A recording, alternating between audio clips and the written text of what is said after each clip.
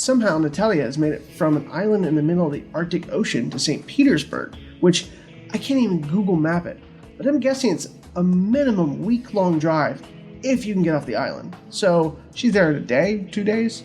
So Natalia survives the machine gunning of her entire crew, the EMP blast, the explosion of the Severnaya facility, a MiG hitting her office. She survives Xenia personally trying to kill her. She dog sleds across Siberia, bluffs her way into a computer drive, and makes contact with Boris.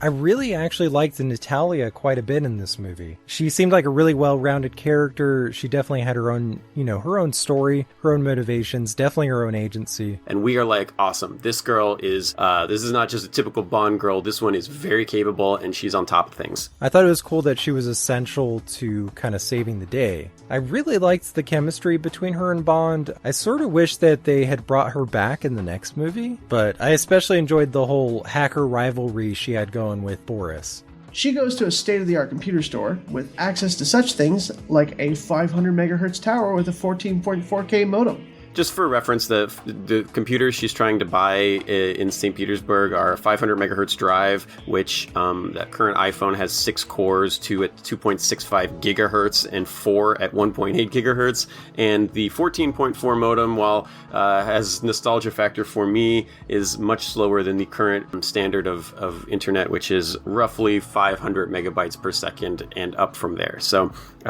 just amazing how far computers have come in the last 20 years. She's literally going to take over the world with that. She finds out that Boris is alive and arranges to meet up with him, but ruh-roh, Boris is a bad guy. Of course he is. I hate Boris. Seriously, hate Boris.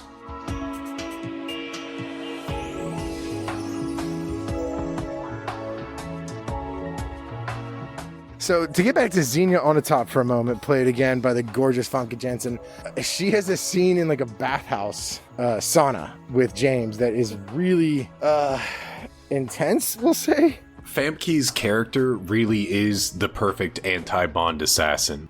Bond goes for a swim in the Hitman contracts pool, where Onatopp comes to kill him or have sex with him, or let's be honest, it's both. She also has a scene where she tries to squeeze James Bond to death at one stage, I guess. Like, she wants the sex and the lust. We see earlier where she's been kind of absconded with this Russian, military figure, and she kills him, like she seduces him and kills him by wrapping her legs around him and just squeezing him to death. So Xenia Onatopp, we've already seen her kill one man with her sex legs. And on the list of like ways to be killed, being strangled to death by Xenia Onatopp is probably pretty decent on the list. I mean, obviously I can think of a few dozen worse ways to go, but that's okay. So I would definitely rather have that be my demise than like, I don't know, burning to death or something. And then she tries to jump Bond in this Turkish bath or whatever. She tries to do the same to James later on. There's obviously an attraction between the two of them, and she plays into that very quickly, and then just without like any subtext, just starts kicking his ass, while trying to make out with him. And he's like wailing on her and like smashing her against the walls and stuff. Bond is attacked by Xenia in a bathhouse, and Famke Janssen actually cracked a rib while filming this fight scene because she was telling Brosnan that he wasn't hitting her hard enough and that he needed to like ram her into the wall as hard as he possibly could because it was going to be what made the most sense for the character, and she ended up cracking a rib during that scene. And she's really into it. And Bond pulls a gun on her and she says, "You don't need the gun, Commander." And he says, "That depends on your definition of safe sex," that's a very good line. But she's insane. The only thing she does with it is just murder people, so it's like Bond finally gets everything he wants, except nothing at all. It's very good. She really gets off on suffering and violence and shit. It's very, I don't know, it just doesn't, I'm not going to say out of place, but it feels different than most of the stuff you see in Bond. Normally they're just like, they're cold, calculating, femme fatales. This chick is just a straight lunatic. But then they get in this fight where they're slamming on each other all over the place. They're not quite having sex, but they may as well be having sex. And man, poor Xenia Onatopp, Famke Janssen, she's just having to have orgasms all over the place in this movie. I hope she enjoyed it. It seems like it would have been an awkward set for her to be on. But as she's trying to murder Bond, she's going, "Yes, yes, yes." And then Bond ends up beating her and pulling a gun on her and just goes, "No, no, no." This movie really does address a lot of the fallacies of the entire series up to this point. And then he judo chops her and knocks her out. But he overpowers her with a judo chop. Although her powers in sexual judo are strong, Bond gets his gun, and he's done with the foreplay.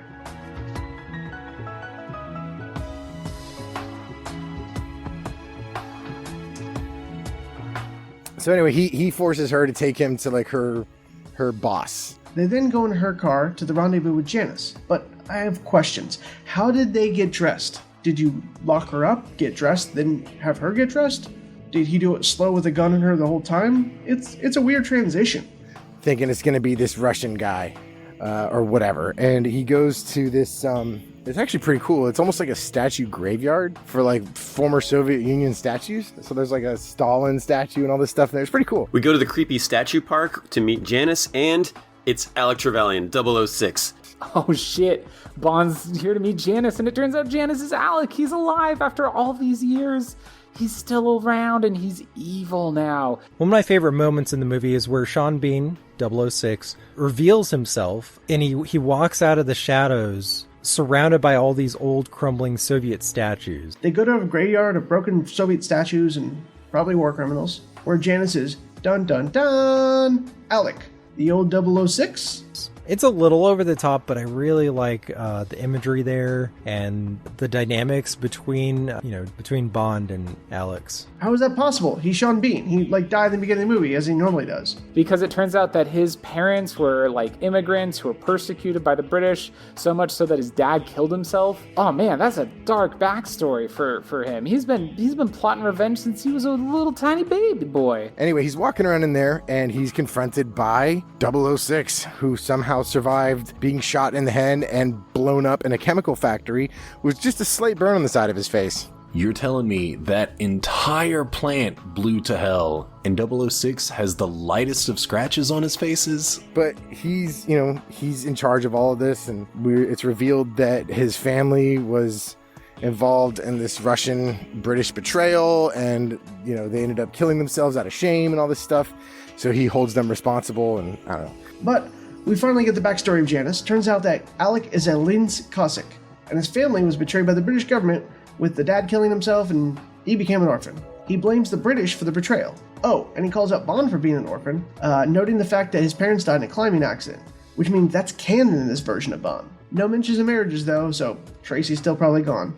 Holy convoluted histories, Batman. Anyway, this is more of an epic fails of history thing, but looking more into the Linz Cossacks, they were actually ex-Russians that fled or hid after the Russian Civil War, and then went to work with the Nazis to fight against the Soviet and the Allies in World War II. When they were eventually surrendered or recaptured, the quote-unquote betrayal was turning them over to the Soviets for eventual execution. So I wouldn't really call it a betrayal, more a lack of caring what happens to POWs when planning the end of the war at the Yalta Conference. So yeah, the Cossacks were actually bad guys. I don't have that much sympathy for you, 006. He is great in this. I love this interaction between the two of them. Your Majesty's loyal terrier. It's awesome. These guys are great together, and you really feel the personal vendetta between the two of them.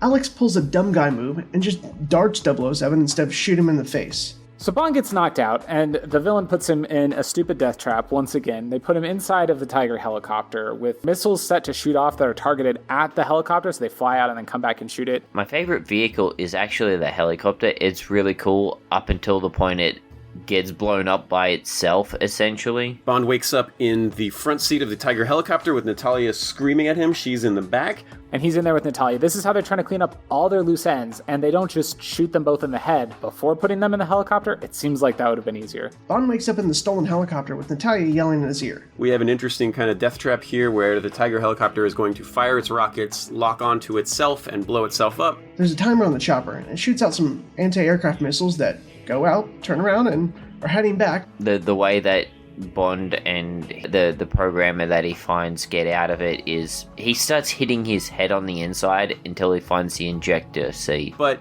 James Bond is able to headbutt the ejection button just in time to save him and Natalia from being blown up. But Bond is able to hit the eject button, which really isn't a thing on this chopper, but Bond gets his frequent flyer mileage. It's really funny. Because you can't really shoot missiles in a graveyard anywhere, Bond and Natalia are arrested as enemies of the Kremlin, being brought to a prison to meet with the Minister of Defense from the first opening scenes. But anyway, they are captured. Unfortunately, they are then immediately picked up by the Soviet Ministry of Defense. I love how Natalia stops the pissing match between Bond and the Minister. I love the scene of Mishkin interrogating Bond, and Bond just being super chill about it. Like, that's the trouble with the world today. No one takes the time to do a really sinister interrogation anymore. It's such a great line, and I love it. Ormov shows up, shoots the Minister in the face, and yells for guards. That guy really has a thing with shooting people in the face. They escape. They get captured by the Russian military. Probably my favorite kill is on Defense Minister Dmitry Mishkin by Colonel Urumov. He sort of walks in, picks up the gun the Defense Minister puts on the table, and shoots the Russian agents in the room. Dude, if the guards don't come for gunshots, do you really need to yell for them? Are gunshots normal enough in this prison? Ormov comes in, figures out what's going on, kills Mishkin, frames Bond for it, and now Bond has to escape. They escape from the Russian military, and then she gets captured again while Bond jumps out a window. Bond and Natalia escape the facility, but she's eventually caught, and Bond makes his way to a tank yard.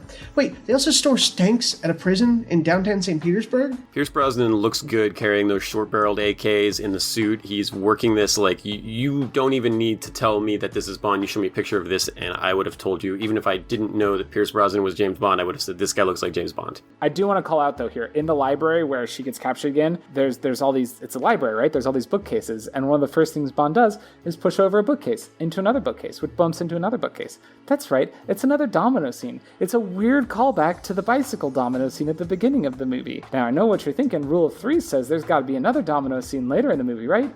Right? Nah. So they're fighting through the archives, and Natalia gets captured, but Bond swings across the archive and gets out.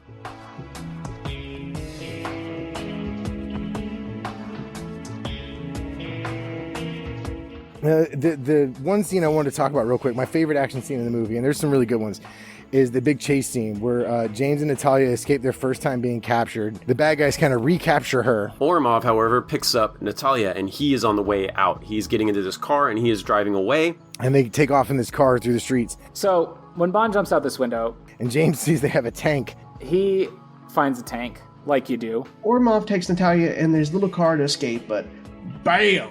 But, oh shit, Bond stole a tank. Favorite vehicle? It's got to be the tank. Tank crushes through the wall, chasing right after the car. Favorite vehicle? Still not much of a car person, so I'm definitely going to go with the tank. The tank is a T-55 and can go like 30 miles an hour. Driven through the middle of St. Petersburg. And this leads to the best chase scene in the James Bond franchise? And it gets to the point where the general's like, use the bumper the way it's intended. You know, hit people. Bond causes a few $1 million in damages, takes out a couple cop cars, statues, buildings. So he just hijacks the tank and starts driving through the streets, jacking everything up. But can anyone say they didn't love that tank? I do love the tank chase. Bond went full Killdozer through the streets of Russia. It's absurd. He's driving through buildings, he's driving through cop cars, he's driving over cars, he's shooting shit. But it's fun. Which is the evil Russian general in a car with Natalia. I never knew that tanks could go through walls. The shot of him busting through the wall in the T-80 is amazing. The music kicks in, the tank busts through a brick wall right behind the car. You think Ormov's about to get away, but no, Bond's on his tail. So, learned something today. Natasha Romanoff. I enjoyed that you get to see Pierce's suave smirk popping out of the tank. It kind of chips away at the seriousness of most of the car chases we've seen in previous movies, which is a nice change of pace. Bond hijacks his tank and he's smashing through St. Petersburg Square, chasing after, a car. They're in a car.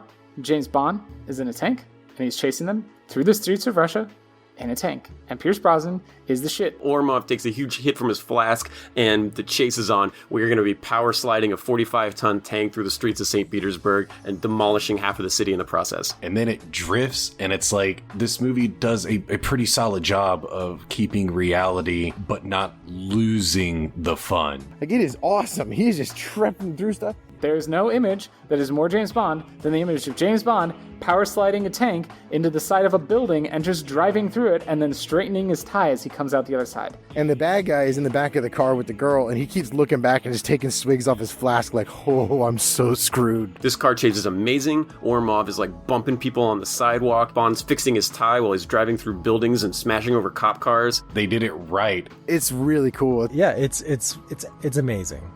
Probably the best scene in the movie. Can't beat that. That's James Bond. Hell yeah, James Bond.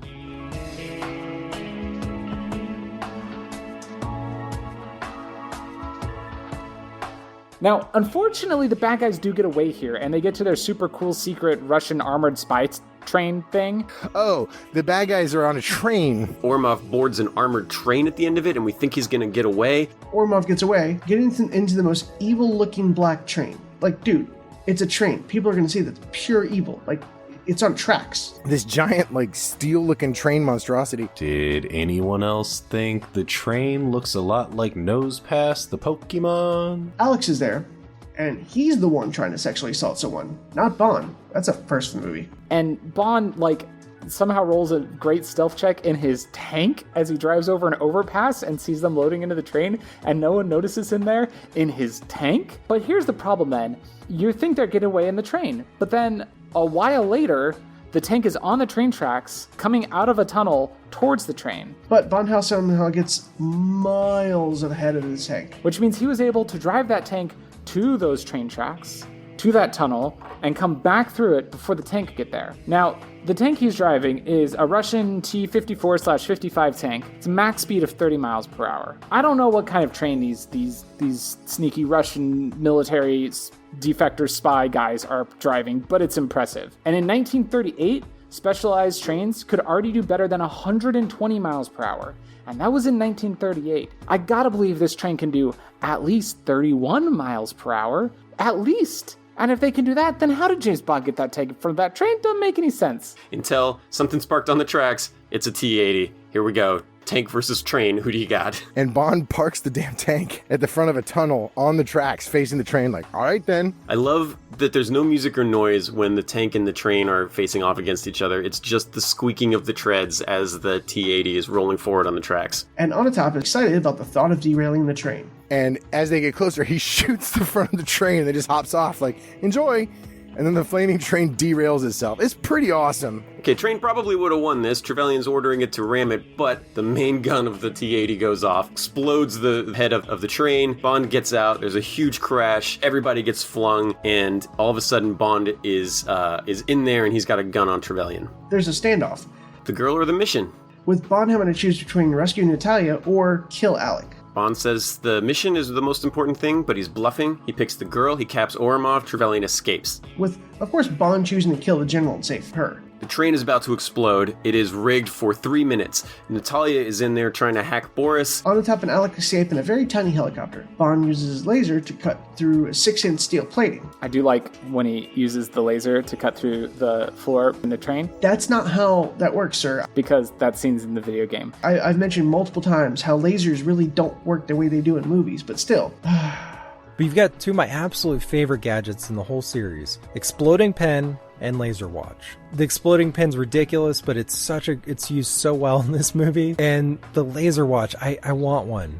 And you have to use your watch laser to do it. And Bond is cutting through the floor with his laser watch, which is a nightmare in the Goldeneye video game because you should never have to aim with the left shoulder button. And I just think it's cool that they brought it over straight from the movie to the game. Unless you have like a nuclear-powered watch, you might be able to engrave your name in it or something, like an iPhone, but you shouldn't be able to cut open any doors. However, he does. I'd probably accidentally chop my own foot off, but oh my god, that watch is so cool. With how clumsy I am, Meg's always reminding me like I would make a terrible secret agent. And Natalia spikes Boris like in the beginning of the movie, tracing the signal to Cuba. Dude, it's a 14.4K modem going over what, like radio? Because you're on a train, there's no direct hard line? That would take hours to trace him down. But Bond gets it done, they escape, we find out that Boris is in Cuba, and we get away just before everything explodes. They escape, and again, the girl seduces Bond. This is a definite change to the series.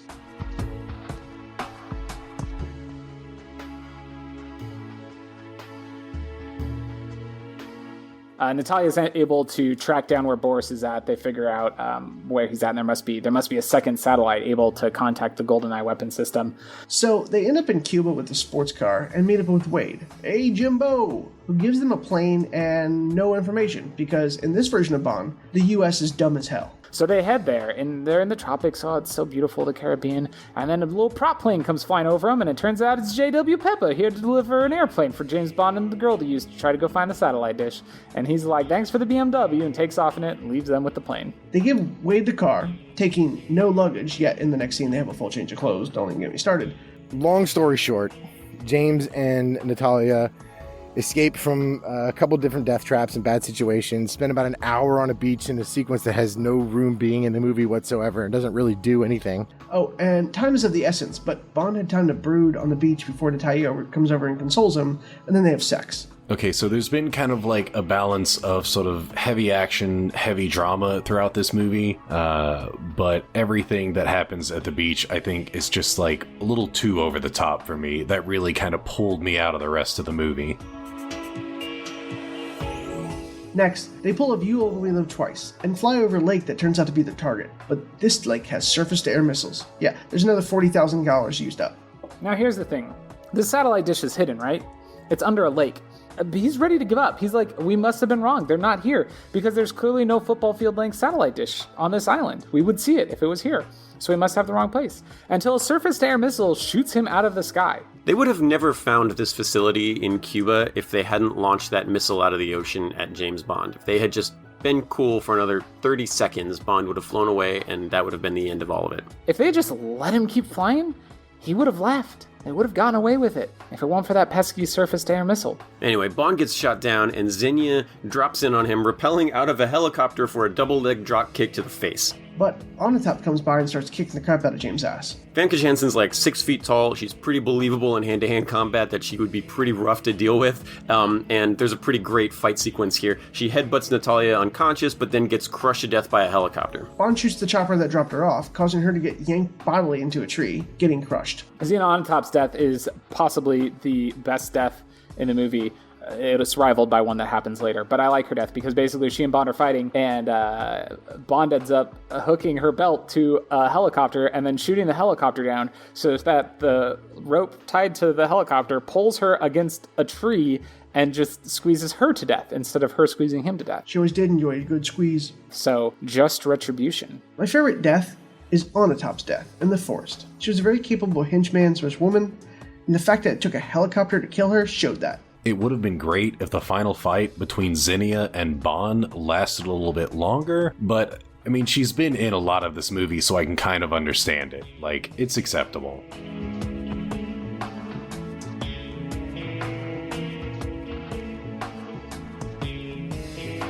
Eventually we get to the big finale, which is on one of the cooler bases you'll see for a Bond villain, this side of like volcano bases and stuff. So when traveling, I generally make it a point to visit popular sites from films.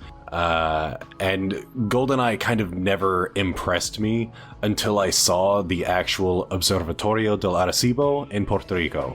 It is mind-blowingly awesome, and I absolutely recommend that you just take the time to go see it. It is so cool. It's pretty sweet. There's that huge underwater satellite that comes out. The satellite dish opens up by draining all the water in the bowl. The lake is not a lake. And they filmed it in reverse, so there's that. There's like this giant satellite dish buried in like a lake, like a mountain valley lake, and when it's activated it raises up out of the water and becomes like, you know, this giant amplifying device for presumably like to use the Goldeneye satellites with. It's really, really cool and really has like some really awesome set pieces, action sequences in it. Sliding down that giant satellite dish actually looks like it would be a lot of fun. I remember thinking that when I was watching this the first time. This movie really does not do it justice. Cut to Bond and Natalia sneaking inside, but there's like a whole operation, like 50 plus people. That's staff, that's payroll. This is a real group of people who kept a secret. I like the Boris and Trevelyan interactions. There's not a lot of them, but Boris thinks Trevelyan's an idiot and is always rolling his eyes at him, and every time Boris gets punched in the face or fails at something, Trevelyan like smirks. I like this interaction between the bad guys. Anyway, Bond pulls a trick from the beginning of the movie, putting huge bombs from God knows where he got them. One of my favorite shots of this whole movie is when Bond is setting off the timed explosives.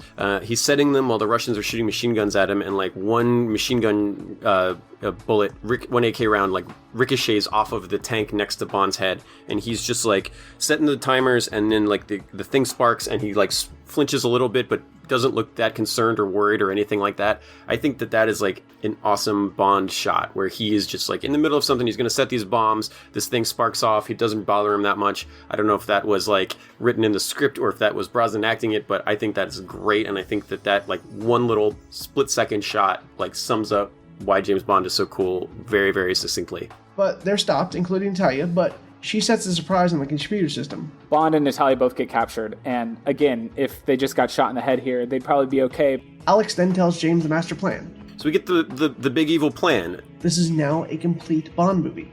So the whole evil plot in this movie is basically a digital heist with an EMP satellite weapon. But apparently, to get back at England, Janice is going to steal a bunch of money from the Bank of England, then EMP everything to erase the records. The mechanics on how this works are a little unclear. Again, with double entry bookkeeping, if you move the money somewhere, there's a record of that transaction at both points. Some bank will remember any transaction from a country that basically got sent back to the Renaissance. I wouldn't say it's an easy to hide crime there, buddy. Trevelyan is just going to steal a bunch of money from London banks, transfer them into his own accounts, then fire Goldeneye at London to not only erase all the bank records and any sign that he had stolen all of this money, but also basically like Y2K London, create this like financial meltdown, destroy all computer records. But I think it's both goofy enough and grounded enough. It kind of straddles that line, you know. I think it really works for this movie. And I think that's a pretty cool plan. Like, it's a good way of like, here's what I get out of it, and here's, you know, I get my revenge also. Bond calls him nothing more than a common thief, which is like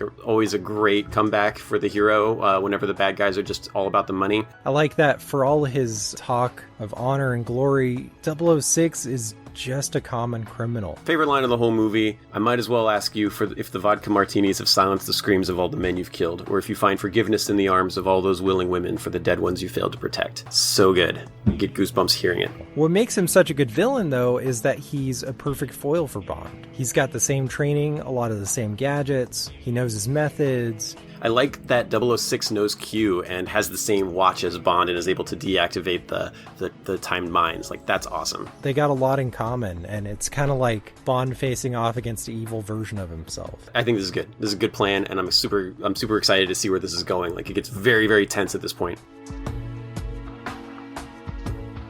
But Boris also taunts them. The escalation of tension here is great. Natalia has screwed up the system and then encrypted it. Boris is trying to decrypt it in time. The satellites might be re-entering orbit. Everybody's tense. Everybody's stressed out, right? Natalia's worried that the codes are gonna get broken. Can I also mention that Boris sucks, like, so much?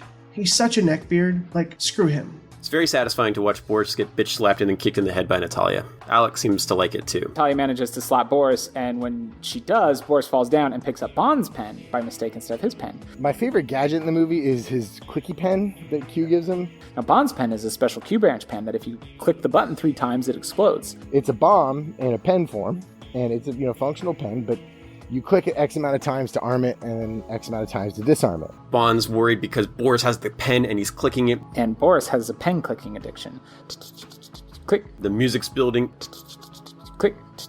Click, click.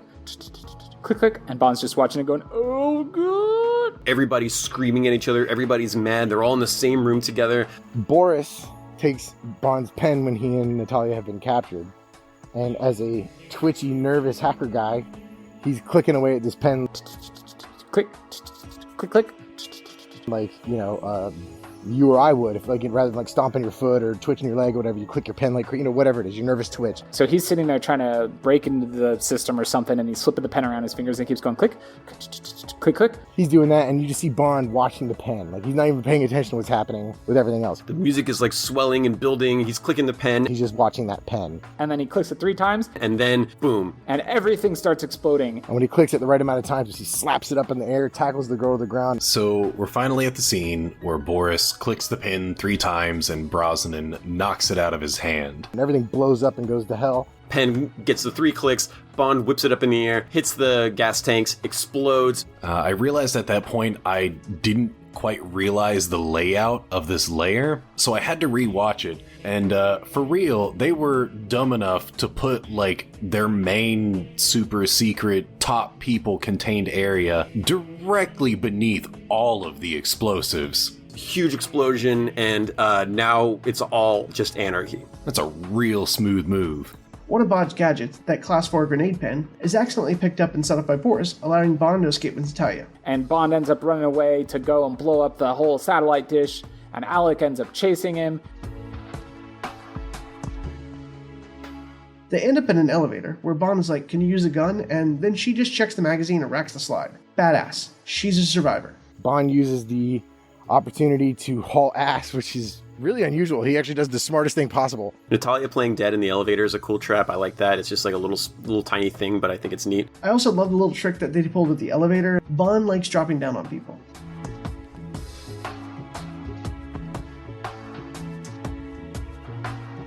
So Bond goes out to manually stop the satellite from repositioning. To try to stop the Goldeneye satellite, or blow up the Goldeneye satellite. And Alec goes to stop him, and we're going to get a showdown on top of the tower, not just about the mission, but personal. Bond goes up on the low-rent Moonraker gondola, but Alec and him get into a pitched gun battle, moving on to a fistfight. It's all very, very intense and very exciting. They're basically equally trained agents, except Alec has been bad for a while, so he fights a little bit more street, because he works out more. He gets into a gunfight and then a fist fight with 006, like way up in the air on this really like catwalky satellite dish. It's really cool. One of my favorite action scenes in like a Bond movie. Not that it's maybe not the most like well choreographed or like the best looking.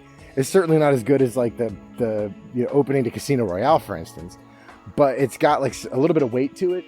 I remember, like, even the first time I watched this, there's one shot where, like, it's just kind of nothing, but, like, Trevelyan is shooting at Bond while he's running on the thing, and Bond does, like, a somersault down a flight of metal stairs hanging over, like, this big several hundred-foot drop to the bottom of this tower, and that just looks like it would hurt so bad. I can't imagine, like, the stunt work on, like, doing a front flip down a flight of stairs. Bond sabotages the satellite tracking machine with a selection of conveniently laid out iron bars. Still, the satellite is on its way to crashing the Earth. But will it go off or being destroyed? Nope. No, it will not, because Boris sucks. As we knew it would, it comes down to a fist fight between Alec and Bond, two 00 agents beating the shit out of each other, and it's a great fight. Because of the betrayal between the two of them, and you can tell, like, James just doesn't, like, he really dislikes these turn of events. Like, he really does not appreciate what's happening here.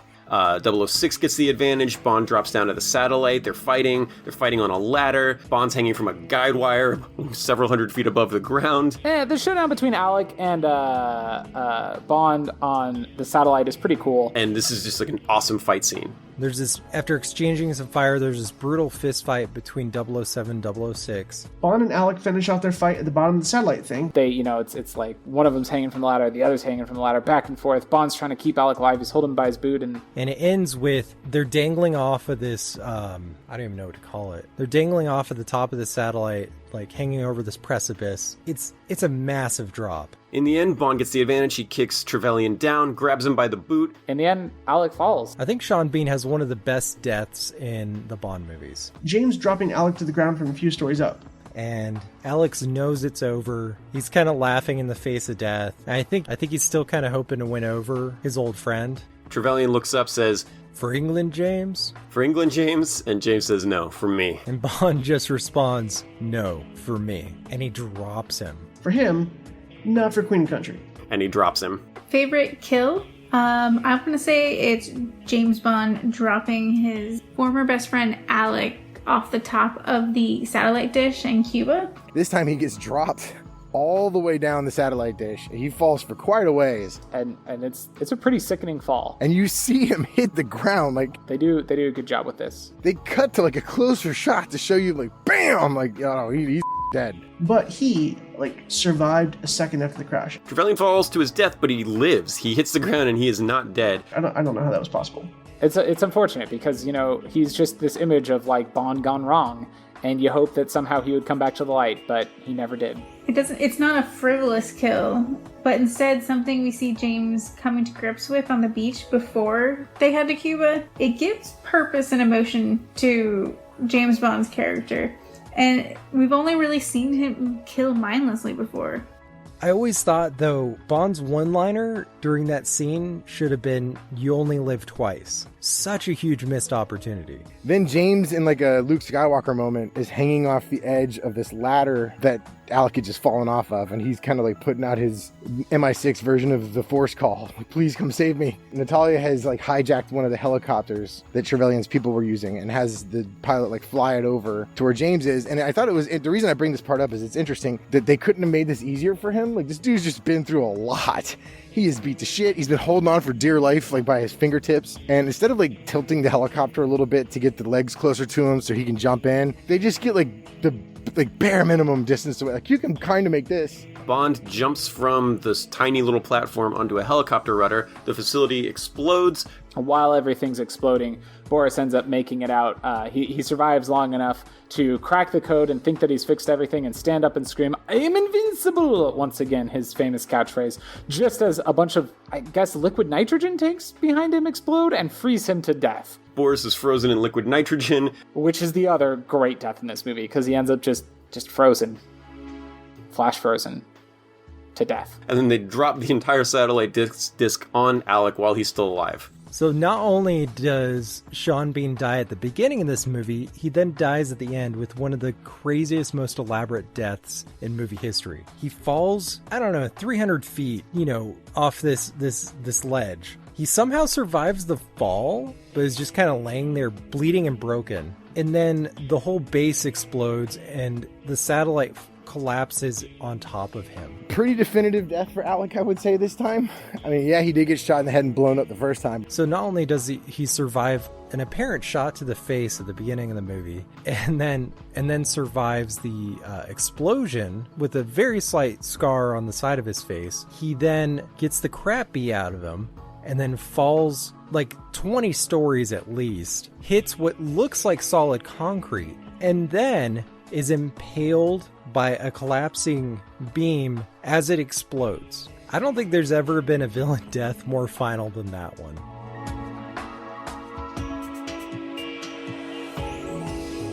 So he jumps and grabs on with his fingertips, and then they just fly off at full speed. Like, no one gives him a chance to try to get into the helicopter. And then it cuts to however long later, presumably pretty far, where the pilot is letting them off over this glen or whatever. And he just finally, his arms give out and he just falls off, and no one mentions it. So there they are. It ends with Bond and Natalia making out. Bond and the girl end up in a field in this one. They start making out. 2 seconds later, he's making out with the girl.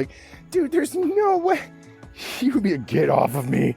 I can't move my fingers. And just when you expect the credits to roll, J.W. Pepper shows up and reveals that, in fact, this is a field of Marines. Bond and Natalia escape on a chopper to a field, where they start fooling around, but are interrupted by Wade, a Jumbo, and a battalion of Marines. And then the Americans show up. The CIA shows up, and they're like, well, where's all your backup? Just the whole field is made of Marines. And then just entire platoon of Marines just pop up from the ground in their ghillie suits. And that's what they were making out on top of. This is a scene that I remember I had this on VHS in the old days because I'm an old man. And I just remember rewinding this scene over and over and over again, trying to see if I could spot any of these Marines hiding in this field. And you just can't. If you think, if you go back to watch this and you pause it right before all those Marines stand up and you try to figure out which bumps in the ground are Marines, you are almost always going to be wrong.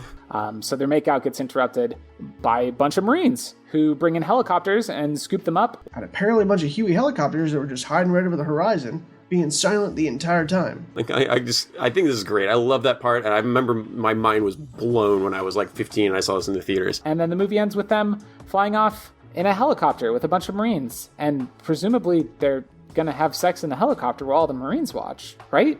I mean, it's a James Bond movie. They all end with him explicitly about to have sex with a woman, and he's in the helicopter with the Marines, so I guess that's where they're going to do it. But then I'm upset because it didn't end up on a boat with a girl.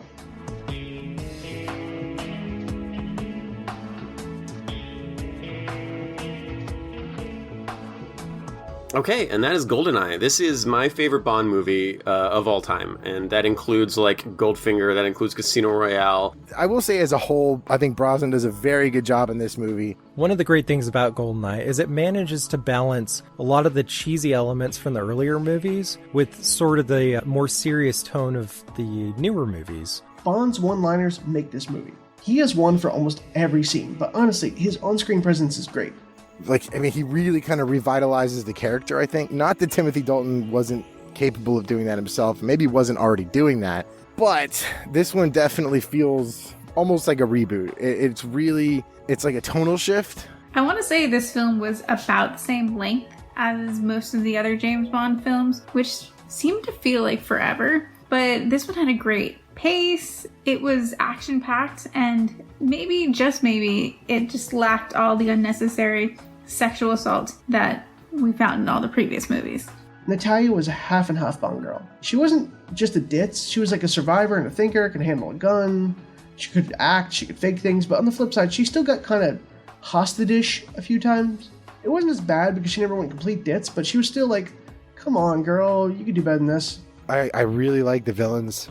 They're, a little mustache twirly, I guess. They're just straight evil. They don't really have any redeeming qualities, and I like that. There's no, let's sit down and have a conversation over tea, James. It's, we'll kill you. We might not kill you when we have the opportunity to, but we'll put you in convoluted death traps that should kill you, like a Bond villain would.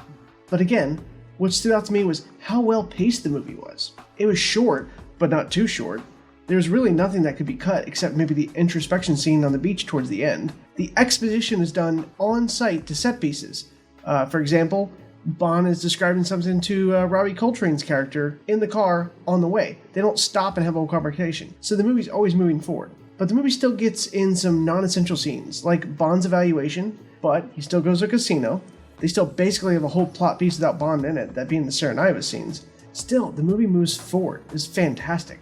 I distinctly remember my stepbrother Jason had a VHS box set of the first 16 movies, but this is really where it all began. I have it was like the right place and the right time for me as well, right? This was like a very formative, I was at a very formative age when I saw this, so I have a lot of nostalgia for it. I had an appreciation for a lot of the early films, but to me, Goldeneye was the gold standard. And it hits all the right buttons. This movie rocks, man. It's just so good. I love Goldeneye. I think this is this might be peak Pierce Brosnan, James Bond. I think that this is great. I think Pierce Brosnan is great in it. I like the plot. It's nonstop action. There's no wasted sequences, no wasted scenes. So one of the things that I recall from the previous time that I watched the Brosnan films was that I didn't like Bond's willingness to shaft the PPK. And it's not always his fault, but it's written so much just in this movie that he never has that gun. It's machine guns all the time. And there is something so,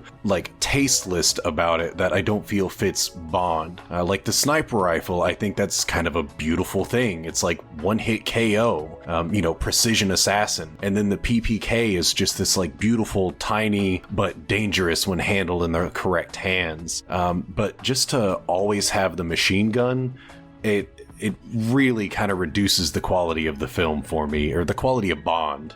I'm a fan of Brosnan, even if his later movies become a little weird. Surfing. But it was a great refresh. They knocked it out of the park. Now, unfortunately, the next 3 films in the series are not anywhere near this quality. And although I liked the other Brosnan movies as they came out, probably because I was the right age for them, they were still missing something.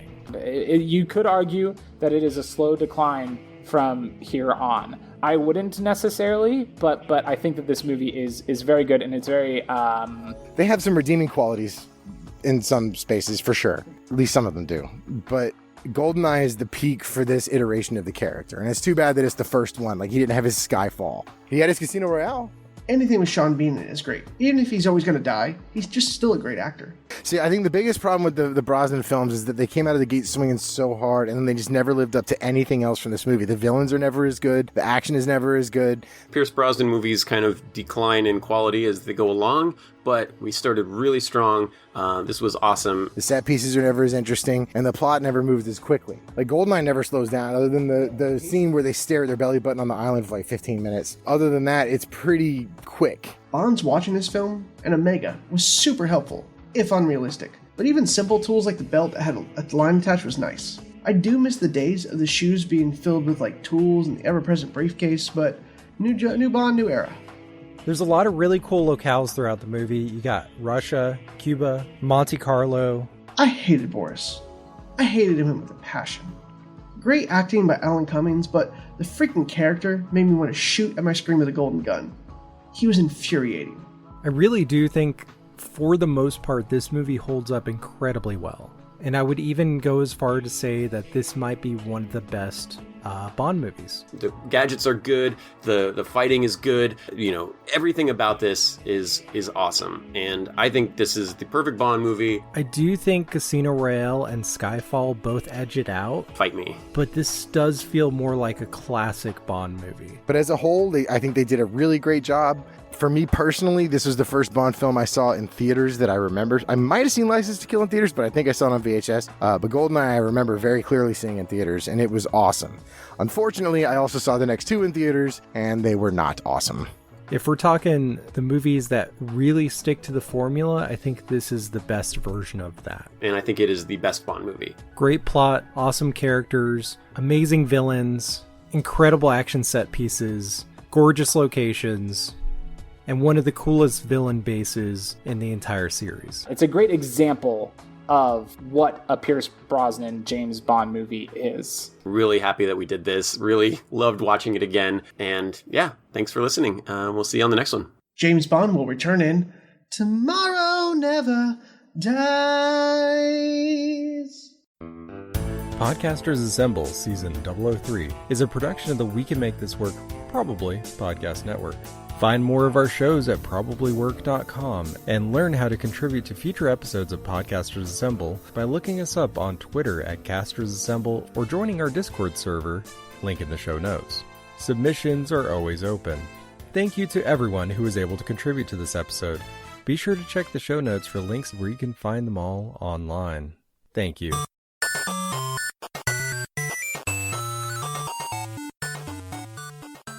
This has been a presentation of the We Can Make This Work Probably Network. Follow us on Twitter at Probably Work for more of our questionable content. Also, we have a website called probablywork.com. He says, "Shut the door, Alex. There's a draft." Alec, not Alex. My notes autocorrect out.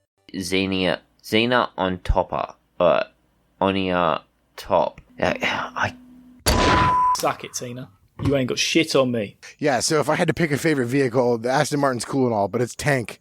Tank all day. Podcasters Assemble will return in Tomorrow Never Dies. Tomorrow Never Dies. Possibly my favorite Bond movie.